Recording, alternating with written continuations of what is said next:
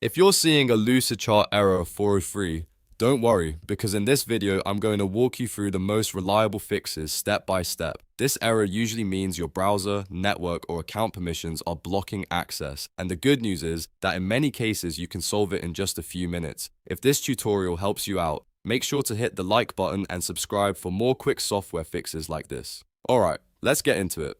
The first thing you want to do is isolate the issue by opening Lucidchart in an incognito or private browsing window. This is one of the fastest ways to tell whether the problem is caused by your browser environment. So open a private window, go to Lucidchart, and try logging in or opening the document again. If everything works fine in incognito mode, that's a strong sign the issue is probably caused by a browser extension, a corrupted cookie, or cached data in your regular browser session. If the error still appears, then we know the cause is likely something deeper, and we'll move on to the next fixes.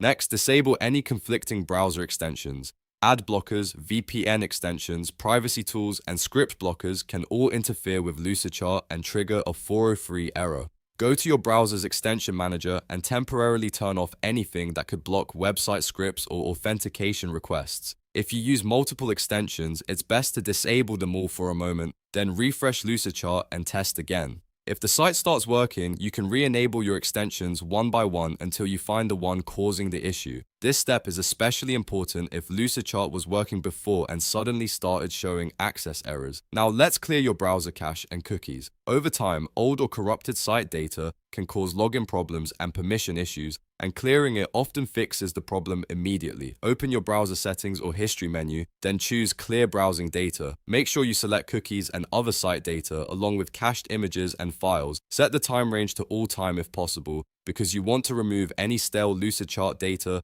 completely. After clearing the data, close the browser fully and reopen it before trying again. Then go back to Lucidchart and sign in fresh. A clean browser session often resolves strange 403 errors that seem to come out of nowhere.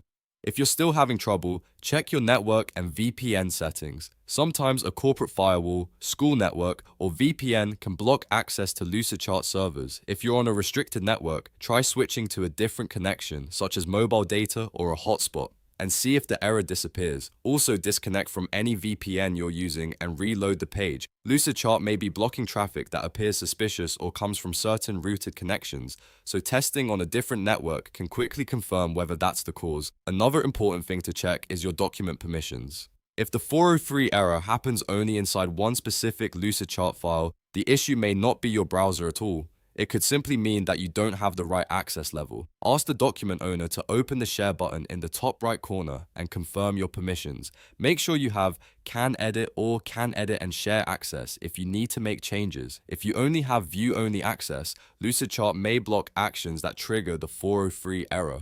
In many cases, this is the real reason a document won't open or edit properly. So to recap, the best way to fix Lucidchart error 403 is to first test in incognito mode, then disable browser extensions, clear cache and cookies, check your network or VPN, and finally confirm your document permissions. Working through these steps in order gives you the fastest path to finding the real cause without wasting time. If one fix doesn't solve it, move to the next one until Lucidchart loads properly. If this video helped you fix the issue, please hit the like button and subscribe for more software troubleshooting tutorials. And if you want, I can also help you with a version of this fix for Chrome, Safari, or Firefox in a future video. Thanks for watching, and I'll see you in the next one.